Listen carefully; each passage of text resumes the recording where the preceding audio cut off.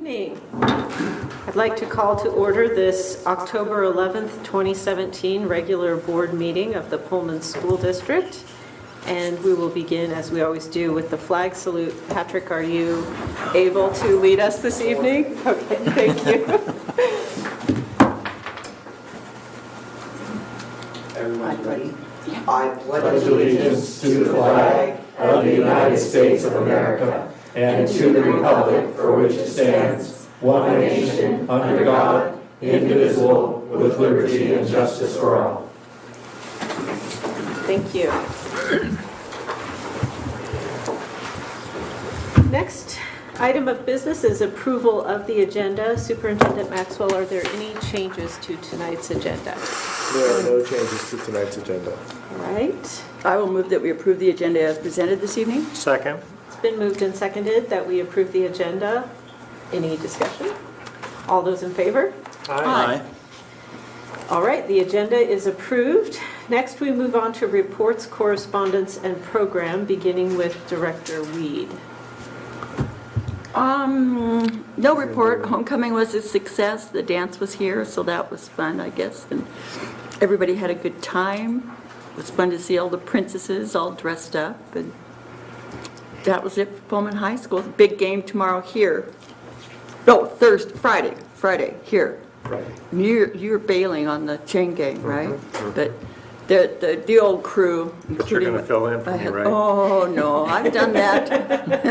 I've done that before. No, thank you. But my husband will be there, and the usual suspects that they've been doing this for over 20 years. So it'll be all well organized and done. Good. Yeah. So everybody show up and cheer loud for the Hounds. West Valley of Yakima, they're playing. Thank you. Director Everman? No report this evening. Director Johansson? Well, it was just good to hear the voices of the little guys. And maybe we have some young women playing, I'm not sure. 7th and 8th graders playing out here under the lights because it's obviously they couldn't have played at 6 o'clock at LMS. So it's good use of facilities, and there's pretty good turnout for both the 7th and 8th grade. And that's good, and good turnout for volleyball, as I understand, so, at LMS. So, thank you.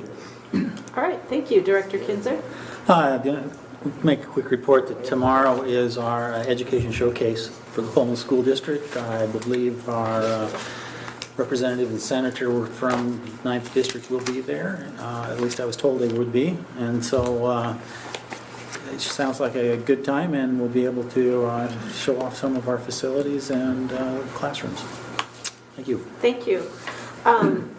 My report to you, colleagues, is if you didn't notice it in the folder there's a copy of policy news for each board member. It was there last week, but it's there because I suggested that it would be helpful if we received copies of this document. It comes to us electronically, but it can be hard to get to it and refer to it easily, and our policy committee has not been meeting as frequently as it once did, so this is a good way to stay up to date on the issues. So that is in there for your reference, and that's all I have. Superintendent Maxwell? I think we would jump up to PHS ASB report for Patrick. Yes, absolutely. Before I go, since he's Patrick, here, so. my apologies.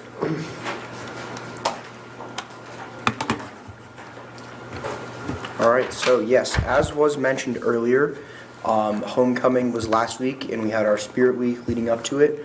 There were actually over 550 students who attended homecoming on Saturday. And over the Spirit Week, their ASB ran lunch games, class organized lip syncs, homecoming bash, evening activities, sporting events, and a spirit assembly, both with ASB and with the leadership class. This year, I'm very proud to announce that the seniors are the homecoming champions and have earned a pizza party for every member of their grade. That will be next Wednesday, right? Mm-hmm. Yes, on the collaboration day. Our next event that ASB is looking at is our Veterans Day Assembly. We're looking towards that, and we're going to hopefully have a great assembly to put on for both students and all members of the public who can make it. So that's all that we have in the ASB report this evening. Thank you very much. Thank you. Thank you, Patrick. All right, now Superintendent Maxwell. All right, a couple items. On Friday, October 13th is our Learning Improvement Day, and I just want to recognize all of our staff that have volunteered to provide training that day, as well as some outside folks that are coming in to do some training. I'll pass these around, but these are a menu of different offerings throughout the day for your preview. So a lot of great training available, heavily in math, but it also has quite a variety in ELA, science, social emotional learning. So I'll pass that around for your review. Construction update, Kamiak Elementary. It's continuing to make progress. We have the fire hydrants are in, have been tested and passed the tests. So we have water to the site, and I know they're working trying to get temporary electricity to the site so we can speed up construction. So we're waiting to see if that'll happen. So that's all I have tonight, 2 items. Okay, wow, great. Next, we have our communications coordinator, Shannon Focht, with our district choice report.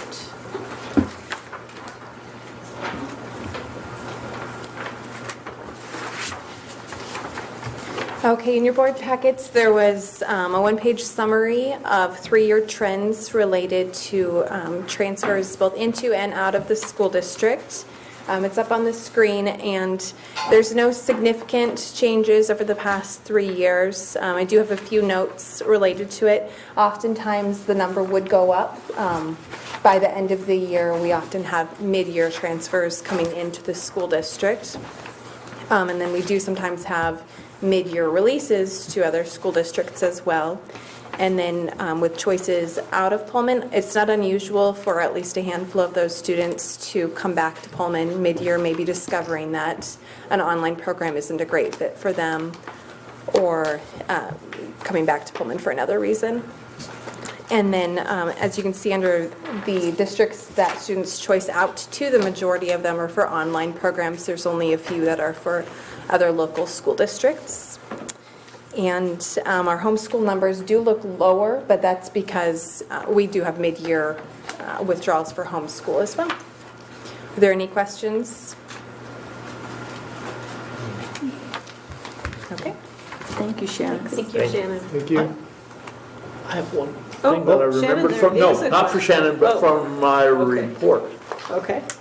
At our workshop, I was sorry that Roberta wasn't there to hear the rave reviews, and I'm hoping that Superintendent Maxwell relayed them to you from the rave reviews about the specialized math training that has been in, I might quote, revolutionary teaching practice for some of our teachers have really gotten it and are just dramatically enthused about it. And that was so exciting to hear. And I know that they credited you for bringing the people here and knowing them before you came here. They are incredible at the work that they do. And I would like to also, at some other workshop, hear about brain training and signaling people that are coming down from Spokane, since I've been involved with neurobiology training for a long time and would be really interested in that. Great. Thank you for the interruption. Okay. Next, we move to the visitors section. This part of the agenda is for anyone wishing to speak before the board, either as an individual or a member of a group. Visitors addressing the board will go to the microphone and state their name and address prior to presenting their information. The board will listen and may offer clarification, but will not discuss the topic at this time. The board may consider moving the topic presented to a future meeting date as a discussion item. Please keep your comments civil and respectful and limit your remarks to 3 minutes. And our first visitor is Beth Ficklin.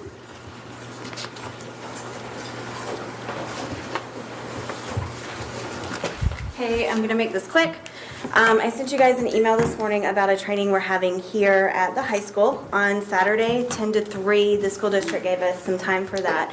The ARC of Spokane and PAVE Washington are coming down to train our parents, and we're looking for volunteers to work with parents in this area. We really don't have, if you have a child with special needs, you really don't have resources to support you going through that process with the school district, and we're looking to kind of increase that in the area.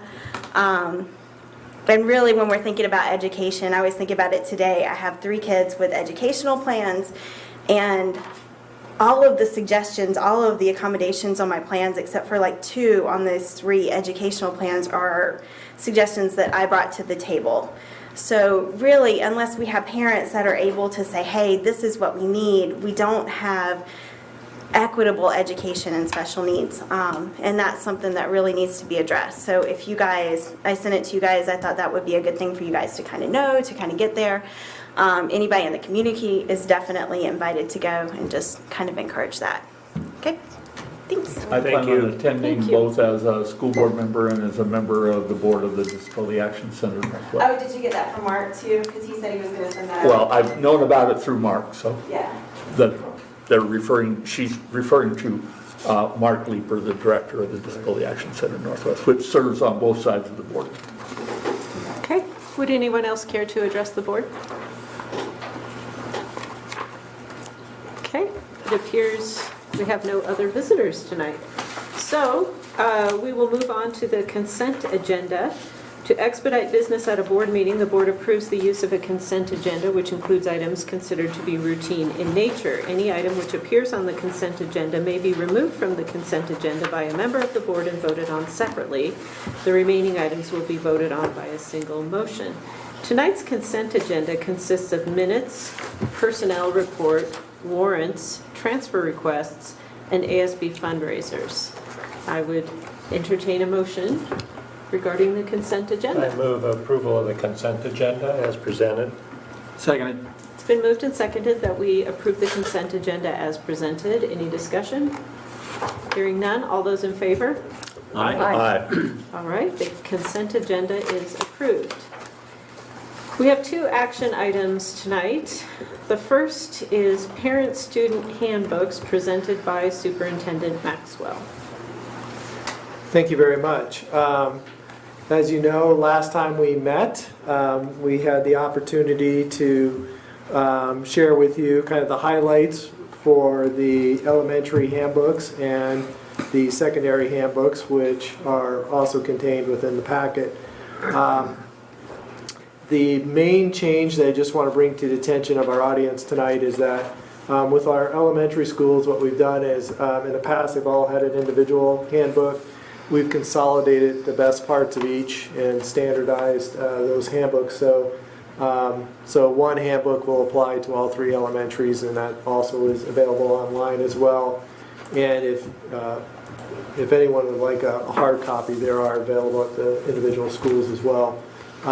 We are planning to do a similar process this year with the secondary handbooks. That's LMS and PHS. Last year or the year before, we did that with the athletic handbook for secondary, and we'll be moving towards revamping the secondary handbook, especially in light of some changes that are coming out from the legislation regarding student discipline, which have not been officially approved yet, but are in proposed rulemaking. So we'll be starting that process. Any questions? They're getting thicker and thicker. Yes. Well, actually, the elementary's got thinner, so, but the secondaries are we're going to see what we can do to But they're streamline them. paperless, so. Yes. But people can get a hard copy if they need it. Absolutely. Absolutely, yes. I move approval of the parent-student handbooks. I will second. All right, it's been moved and seconded that we approve the 2017-2018 Parent and Student Handbooks as presented. Is there any further discussion? Hearing none, all those in favor? Aye. Any opposed? No one is opposed. The handbooks are approved. Next, we have Resolution 17-1803, the WASDA Conference Board Attendance Resolution. Thank you. Again, last week I mentioned that because of the date that the WASDA Annual Conference for Board Members is November 16th through the 19th, and that the election is just before that, we thought it would be prudent and proactive if there is a change in board membership that the newly elected board directors would have the opportunity to attend that conference. In order to do that, we do need a resolution to be approved by the board, and that is because we would be covering their expenses, travel expenses. Well, it makes great sense to me, especially since they have such good training for new board members. If there is a new board member, and it really helps get everybody kind of on board and It will figuring include this open whole thing public out. meetings, Only training, and took me a year to Yeah. figure it out, but even with the help of WASDA, so that's slow learning. So I will move that we approve Resolution 17-1803, approval of any newly elected board members to attend our WASDA annual conference. I I'll second it. All right, it's been moved and amply seconded that we approve Resolution 17-1803. Any further discussion? Hearing none, all those in favor? Aye. Aye. All right, that resolution passes. Next, we have our discussion items. The first discussion item presented by Joe Thornton, Director of Operations, is Resolution 17-1804, Pullman High School Final Commissioning Report. And I am here tonight, which you're going to find hard to believe. I'm here tonight to make commissioning sexy, Okay, if you can't believe that. yeah, okay, yeah, right. That is assuming you see. Is that the mechanical mezzanine? You think stuff like that is sexy. Okay, I'm here to make commissioning sexy. Can't do it, sorry. So actually, I'm going to start by showing you a bunch of pictures of the outside of the building. About 2 weeks ago, NAC Architecture hired a architectural photographer, and they came by and spent all day on a Friday up here taking pictures of the building that NAC is going to then use as part of their portfolio. And we got copies of those pictures. So I spent the day helping them be in the building and facilitate this. And in the process of doing that, I discovered a group of individuals that are more high maintenance than architects. Architectural photographers. Yes. Oh my Lord. But anyway, we have these pictures from them. So this is a small subset, and they're really good. Yeah. Now I know why they hired this guy, because he's really good. So I'm just going to blow through these pictures. These are, images you may not typically get to see, or you're too busy walking into the building that you're not going to see it. Wow. But It's certainly not from those angles. yes, certainly not from those angles, and maybe not during the school day with students. But at the end of the day, and the photographer was saying this, and this is a guy who works up and down the West Coast. He's not NAC's photographer. He has his own business. He was really impressed with the building and the layout and the spaces that had been created by students. At the end of the day, I think it's sometimes hard for us to see because we're so close to it, but I think it ended up being a really cool project with some really great spaces for students and for teaching and for learning. So that's the sexy part about commissioning. Now to the less interesting stuff. So commissioning basically covers three things. It covers the plumbing systems, electrical systems, and the mechanical systems. And what does commissioning do? Commissioning basically, at the end of the day, is a group of engineers that are verifying that, in fact, the stuff that was designed is the stuff we're getting, that the stuff that was spec'd by the contractor, because oftentimes there's substitutions, that's the stuff, that stuff they're substituting is okay, that all the parts and pieces work together, everything is installed the way it's supposed to be installed. And the bottom line is, for us as an owner, it's a way to verify that, in fact, we got what was designed and engineered, and we got what was paid for with the money from the community. I do eventually, I've talked to Allison about this, I do eventually, probably someday for a work session, take the time to walk you through some of the mechanical rooms. I think it's pretty cool. Yeah, But it's also really is. easy to step back and look at this building and go, $52 million, how did this cost $52 million? Because you don't see all this mechanical stuff behind the scenes. Now, one of the things that I'm going to tell you is I think very cool is we now have 4 boilers in this building versus 7 in the old building. Those 4 boilers, by the way, were repurposed, so they were reused from the old building. They were relatively new boilers. Yeah. I did some quick calculations today comparing January, February of 2014, which is the last winter the old building was intact, and then January, February of this year. Our energy costs are down 30%, our electricity costs are down 30%, even though we're 25% larger building. Electricity costs are down 30%. Natural gas use is down 65%.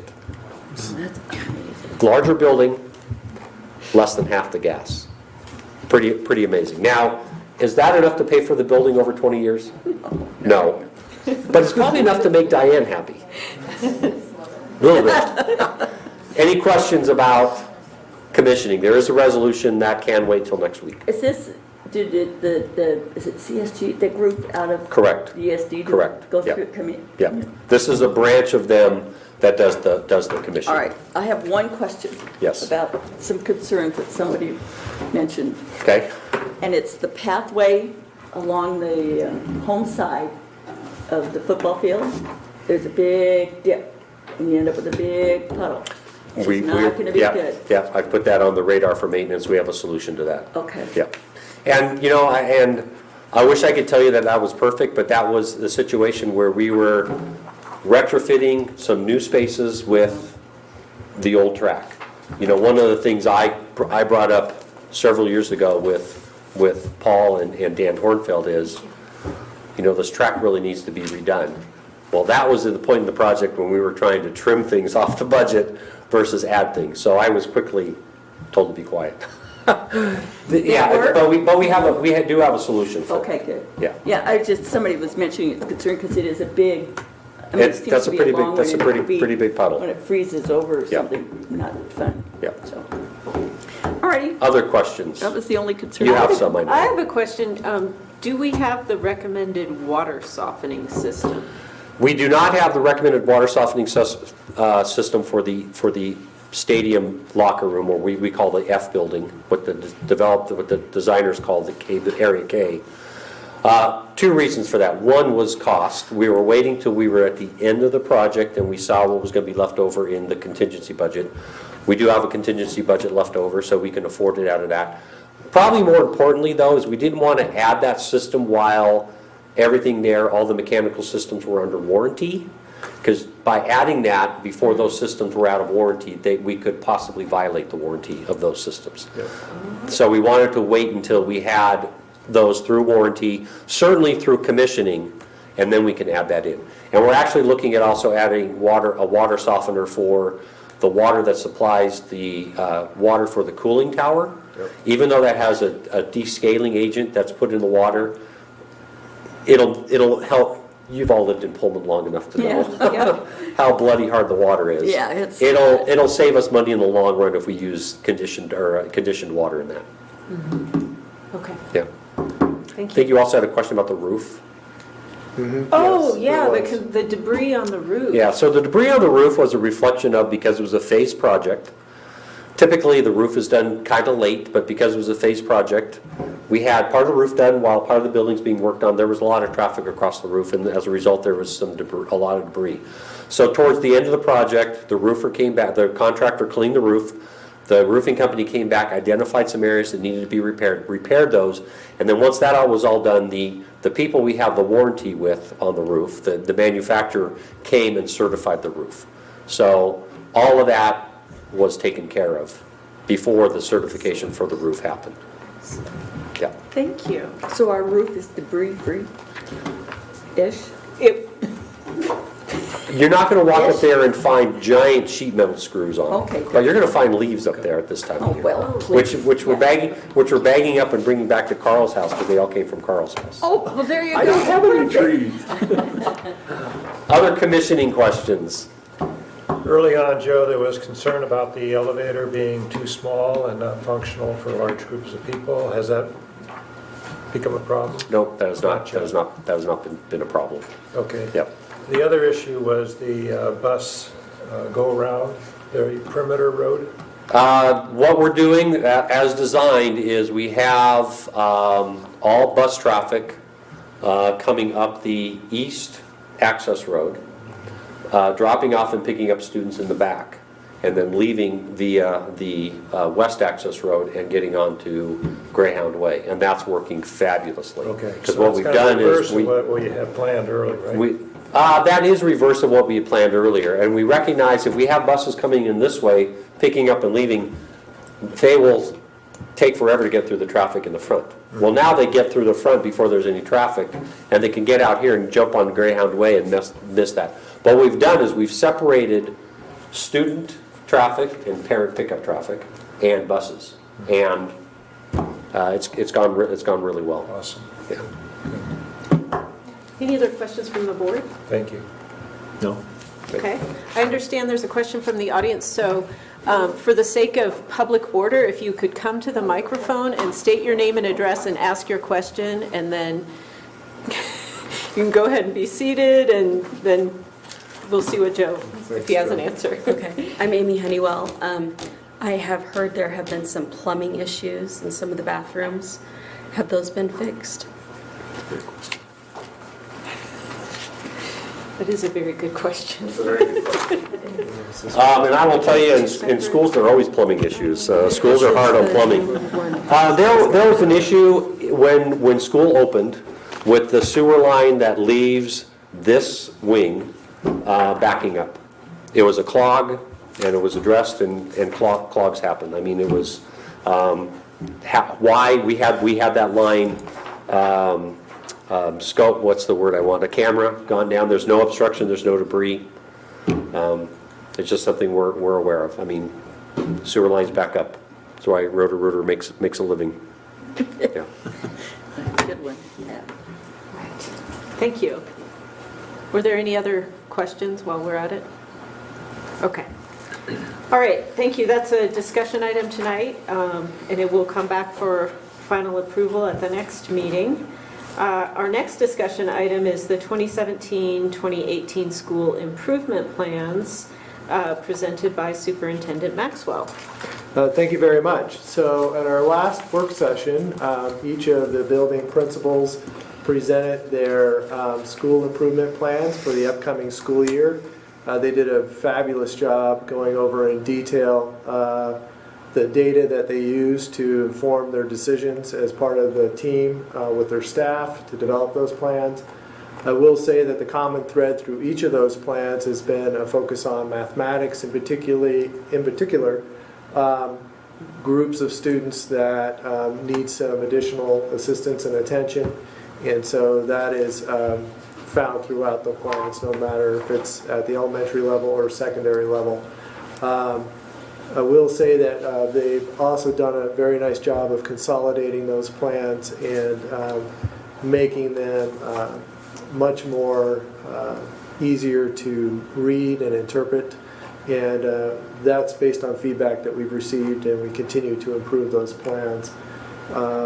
I can go into detail of each of those if you'd like, but I know you've spent quite a bit of time looking at those ahead of time, and you also asked a lot of great questions during your work session where they reviewed those plans, and the building principals were there to answer those.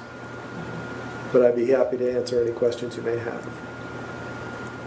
Well, I would like to comment that I really enjoyed having it occur in a work session. I did too. And having the opportunity to have a lot more open-ended conversation about the plans compared to previous years where they've gone Stood up here. presented it, taken a few questions and sat down. Like, it was better as an exploratory kind of. I would echo that, particularly the common theme among the social, emotional area being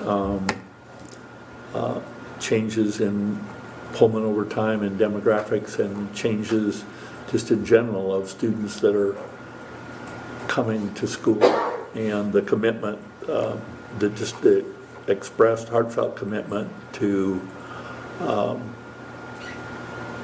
one of the quotes was, the minute they come in the door, they're our kids and we're going to work with them.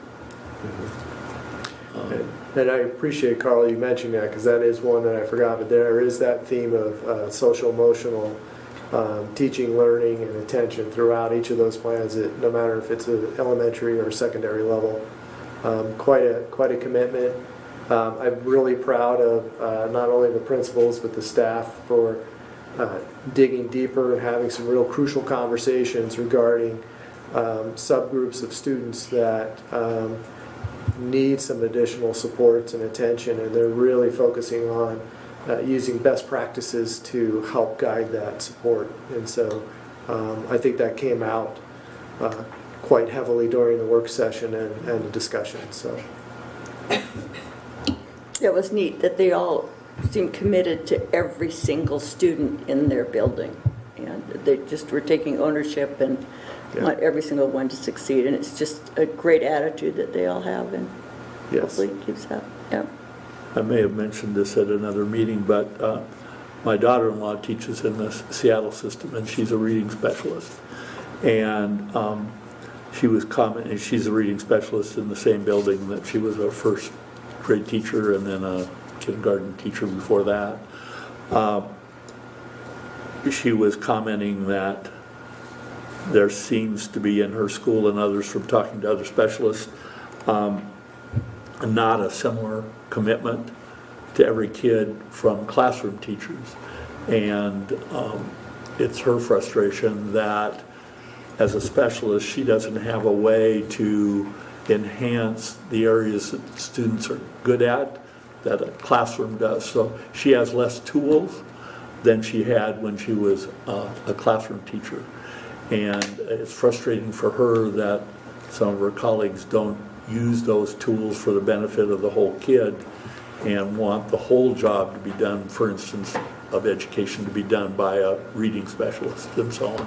That's very limited, somewhat limited in what they can do. And I didn't hear that in those reports. I heard about the specialists, the TOSAs and so on, being part of a team rather than an adjunct to the real team or whatever that's taking care of the mainstream kids. yes. Since I just had stage 2 of that conversation the week before this presentation, it was really fresh in my mind. I don't know how much the community at large know about this culture within the school district that came up at that workshop in terms of the social, emotional changes, the shifting that's going on. And I thought that as I was listening to the principal's reply to Carl's question, I thought this would be a great community update piece, because I think the community needs to understand where the teachers are at, Yeah. just as we're trying to understand where the teachers are at, because it's impacting them and the administrators at each of the schools. So it's kind of, it's universal, it's 100% within the school district. So I think it would be good for the community at large to understand what's happening, that shift that's occurring. It's a great idea. I don't know who would write that piece, but I do. but it would be a good one. It would be very timely. We can co-author it. How's that? All right. Are there any other questions about the school improvement plans? I might mention that Craig Nelson mentioned during his time there that Jefferson is going to be, I should say, a Title I school. Could you just give a brief synopsis on what that means? So both Jefferson and Sunnyside became school-wide Title I buildings this school year. And there was a very small window where we had the opportunity to apply for that because they were already targeted assistance school-wide, or targeted assistance Title I buildings. So the shift to that is that when you're targeted assistance, you look specifically in rank order from our lowest performing students to our highest performing students. When they're not targeted assistance and instead we're school-wide, we can look at the whole child and at all kids. And so it really opens up our ability to serve kiddos, whether it's social, emotional, math, ELA, whatever it might be. We can get to that whole child in a very different way. It also allows us to look at federal funds that we receive. So it might be some of the bilingual monies or the Title I, as well as LAP funds, and I'm missing one, but it's not coming to me, special ed. We can put those funds together and use them in a different way, rather than if you're a targeted school, you can only work with certain kids. So this gives, again, it's that whole child, whole school approach. And our staff are very invested in that. And that's why we were able to make it possible. And our principals worked tirelessly over the summer to be able to get the applications completed and be able to do that. But. Excellent. And I'll add, this is brand new, and it's called braided funding. And so I really want to compliment Roberta for working with the team and the staff for stepping up over the summer. It was a pretty short turnaround in order to apply to go school-wide. Under the previous rules, those two schools would not have qualified as a school-wide school. But with the changes in the law and with the changes in funding rules, we had that opportunity to apply, and so. So all three of the elementaries now All are? three. Okay, Franklin still is. Franklin Okay. still is, yeah. Franklin's has not changed, so. Right. But now all three are the same, school-wide. So they all get the same share of the pot, and That's still, to some degree, that is still dependent on their percent of free and reduced. We still have this, there's an expectation around comparability, am I right? I'm looking at Diane because she knows those right words. So we still have to attend to that, but it gives the flexibility level at every building. okay.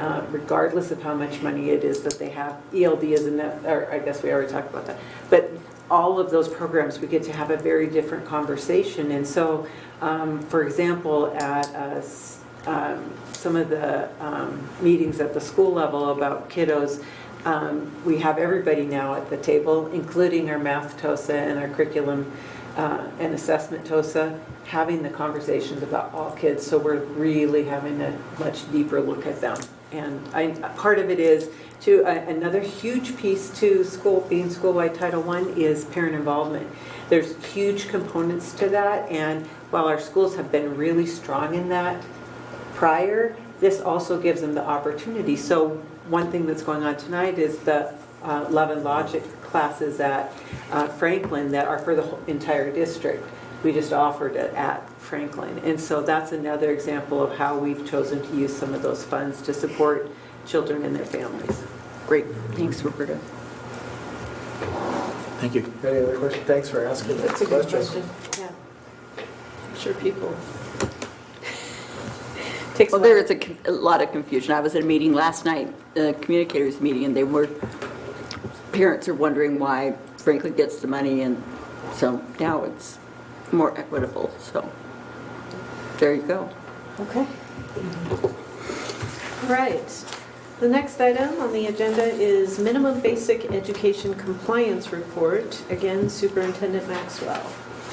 Well, I'm sorry to spice this up a little bit more to compete with Joe's presentation. However, this is an annual compliance report. There are nice little boxes around things. So, but we do have a requirement for the minimum number of hours, both at grades K-8 and grades 9-12. You can see the requirements here on the left. You can see the Pullman School District actuals on the right to indicate that we are in compliance and that we do meet the minimum basic number of minutes and hours required by Washington state law. I will also, just to let you know, in case there is a question, we included some breakdown. I'll just call attention to kindergarten because that looks a little bit different. It doesn't say 180 days. It's 177. They actually, by statute, were allowed to do pre-parent conferences the first 3 days. So that's why it looks a little bit different. So the students are coming, but only for one of the first 3 days with their parents to do some pre-walk kids assessment screenings. So I just want to point that out in case someone was wondering why kindergarten was a little bit different. What is the effect of the school kindergarten not starting until September 5th this year? Does that affect this number? No, it does not. Okay, No, good question. good. And there's also the graduation requirements are there as well. Just to let you know that for the class of 2018, it's 23. For the classes of 19, 20, and 21, it's 24.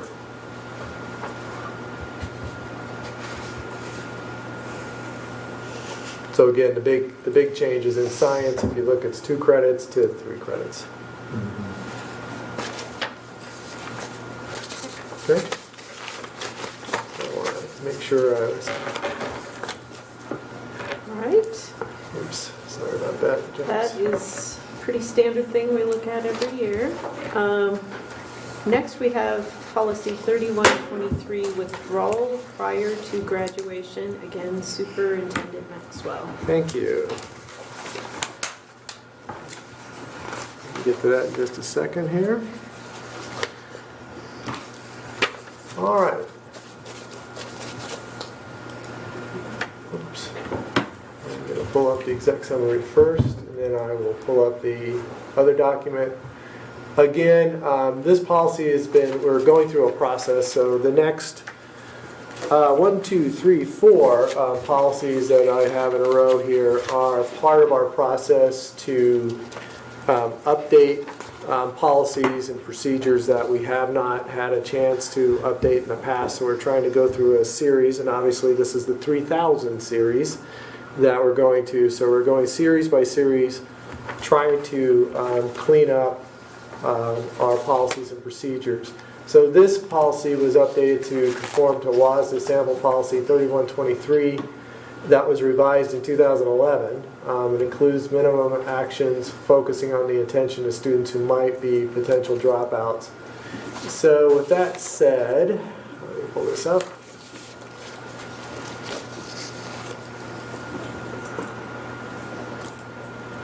So one of the things that we did is to update where you can see the red underline is the new. So the first part is the focus on attention in the following manner. So we just went ABC. So each student and his or her counselor will meet for the purpose of discussing why they might be wanting to withdraw from school and their plans for the future. These are all things that we do currently, so this is just aligning it with the WASDA recommendations. Again, B says the counselor and student teachers will meet to discuss the student's present status to identify program modifications or options. And then C, parent, student, or guardian, counselor, and principal will review all the pertinent information and options available so they have a complete understanding of what things will be available.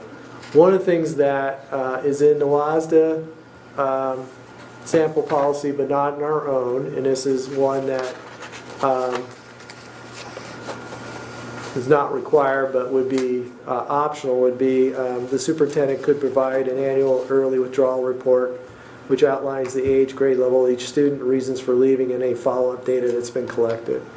So if you'd like another annual report, I'm happy to provide that with you, but I just wanted to point that out as one of the recommendations that is in the WASDA policy. So this is just someone who's formally dropping out rather than someone who's just decides not to go to school anymore, right? Well, you know, when a student decides not to go to school, we do enact A, B, and C as much as we can.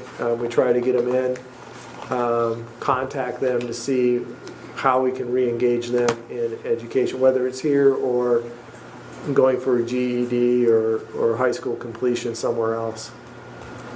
But this is just, you know, in the perfect world, this is the process that would go, but Right, it's just formalizing and cleaning up.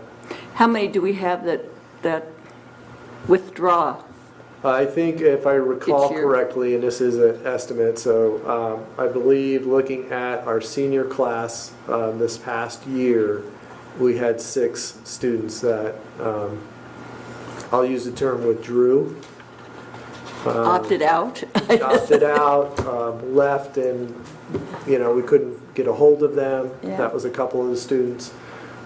We actually, one of those students, though, I was talking with the principal today, and the only thing that they didn't fit or pass was the math assessment from last year, but they're in a welding program in Spokane. We think we might be able to file an appeal for them to actually get their diploma. So we are scheduling a meeting with that student next week. So we actually do try to re-engage and keep our students engaged Everyone. towards a diploma. Good, okay. So, Thank you. I think the last section that you were saying is optional is a good idea, because I think we probably should be tracking this maybe formally. If you said the superintendent or designee will provide the annual report, then you could make it the Perfect. principal's job. And, yeah. no, I do think that that's good data, and it's not very hard. It's not like we have a lot of students that are Right. withdrawing, so this is not an onus, so. And it would just be one more Piece of data, indicator, uh-huh. yeah, so, I would agree with that. okay. Any other questions? Okay. Moving on to 3124, removal of a student during school hours. Yep. So again, this policy was updated to align with December 2016 WASDA sample recommendations. Changes include generalizing language to refer to district procedures, restricting students from excusal to confer with persons not authorized by the principal, authorization to develop procedures for that. It adds designee in paragraph 2, which was not in WASDA, but relevant in the situation of an assistant principal or a principal designee. If there was somebody who came in and wanted to talk to a student and the principal wasn't there, you'd want to have the designee to give that approval or not. So those are the changes. I'll pull this up for you. I have a question. Yes. There's a shocker. In the last 2 underlined sentences in the first paragraph, a teacher should not excuse a student from class to confer with anyone unless the request is approved by the principal. Is that just they can't go ask another student a question about a project or anything like that, or is this relevant to removing a student? It seems to me that it's confusing. Yeah, this is the case where someone shows up to school and says, I need to talk to Jackie in English class.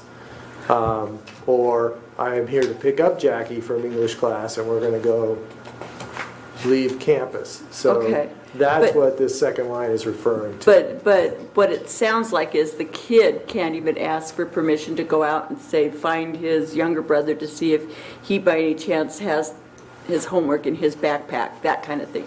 It's a completely, I mean, it's reflecting a different occasion than, If it's a student, then the Removing. student would be asking the teacher for permission to go but somewhere. it says here it has to be approved by the principal.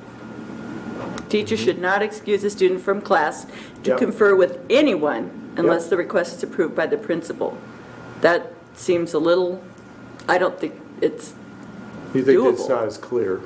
well, I In that don't, I particular don't. situation I mean, you it did. sounds like every time a kid needs to leave the classroom to go ask somebody something about what's going on in the classroom or anything else, they have to get approval by the principal.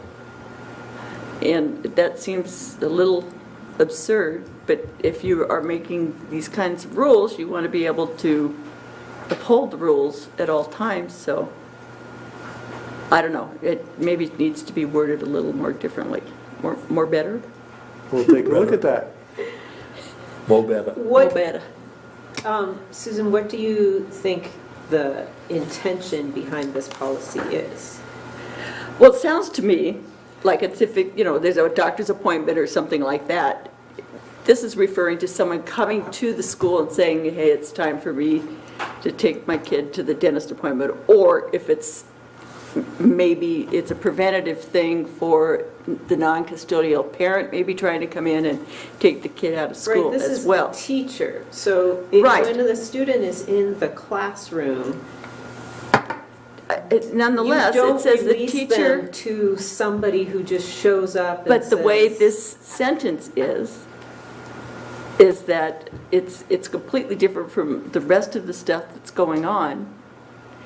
And it is excusing the student from class to confer. It's just, it's a different, it just kind of is a different reference, or, nah, it's not the right word. It's all talking about someone coming in and taking the kid out of the classroom. Different And you want to context. safeguard it. But this one sentence, it's not only that, I mean, it's not only can someone come in and take the kid out, but the kid can't say, okay, I want to go out and ask somebody a question. And they say, well, you have to get it okay by the principal. I mean, when it's put into this context, it's kind of the reverse. To me, that's all.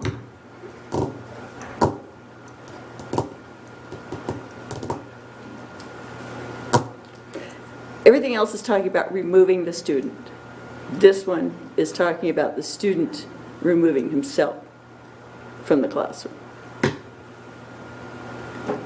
Or herself. Or itself.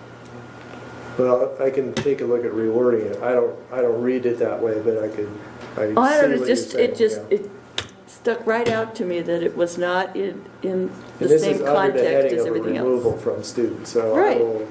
I can take a look at trying to put some clarification in. And So- I guess I would want more background on why that part was added, because I thought of a different scenario, which is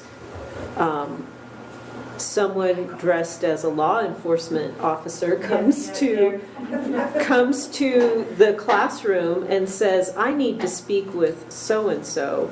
And as a teacher then, you're not just immediately excusing the child, but you wait and make sure that the principal actually has authorized. It's true. Well, no, that's, RCW, again, there's RCW in regards to that, so,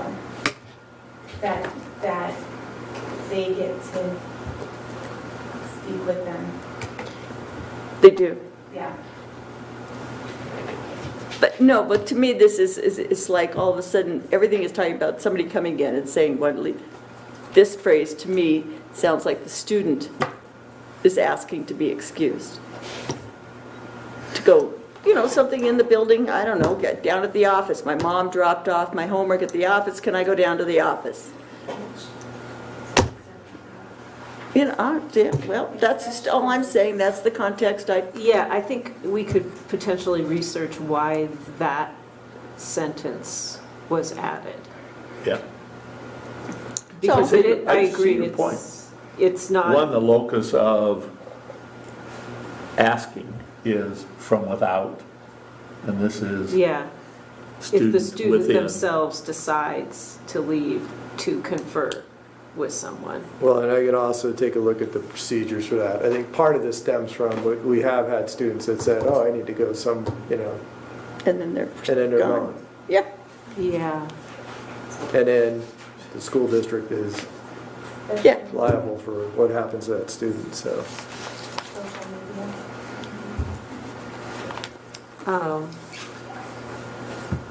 Yeah, excuse a student from class is also different than being withdrawn from. Oh, I know that. One Yeah. is the withdrawing is the Yeah. previous one. Oh, removed, excuse Yeah. me. When someone removes a student from class versus excusing a student from class, so. Yeah, I don't know. So there you go. I was just confused and wanted some clarification. Yeah, I think we should take a look at why. Okay, Okay. anything else on that one? What are we discussing? Okay. Next, All right. we'll move on to 3126, child custody. All right.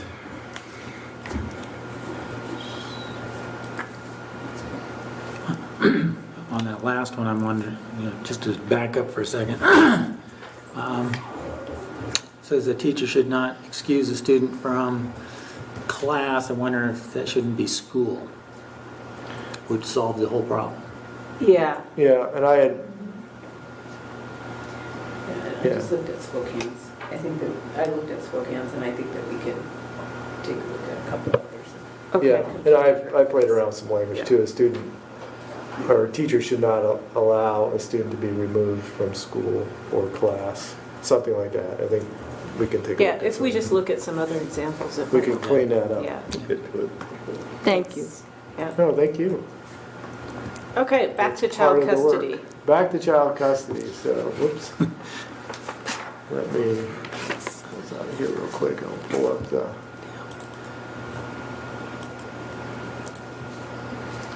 So if this policy was updated to conform to laws of sample policy 3126, a reference to de facto parents has been removed. The requirement to keep a parenting agreement on file was removed, and that was from, we had that listed in the CUME file of the student. And other language edits do not change the intent of this policy. In addition, the management resources have been updated, and those are at the bottom, so I'll point those out in just a second here.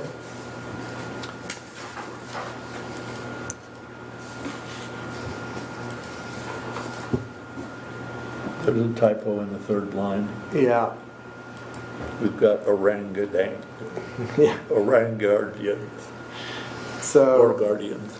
Guardian, yeah. So we took out the de facto parents and twofold rights to clean that up. So the only other change, if parenting agreement is in place, a copy must be kept in the student's CUME folder. That's been deleted. That's this line right here. And the management resources are down here below. So you can look and see kind of the history from Policy News from October 2008, December 2012. So those have been added.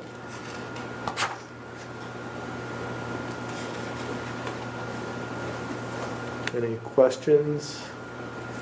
So the residential parent, it's up to them to let us know if there are restrictions. Correct. Okay. If we don't, if they haven't told us, we can't be held accountable. Correct. Okay, good. How would we know otherwise? Yeah, You know? yeah. It's just, Yeah. And those change Oh, yeah. often. So, Okay. Any other questions about that policy? All right then, moving on to 3140, release of resident students. all right, just a second here. Let me jump down there. I'll pull up the exec summary first for you. So again, this policy was updated. Recommendation including edits to language and grammar clarifications. It does not change the intent of the policy. We changed the old word shall to will, and remove the requirement for the district to make the annual OSPI publication available that appears not to have been updated since 2014. You have to really look to even find it, so this is quite out of date. Again, the references and resources were updated, so let me grab that for you.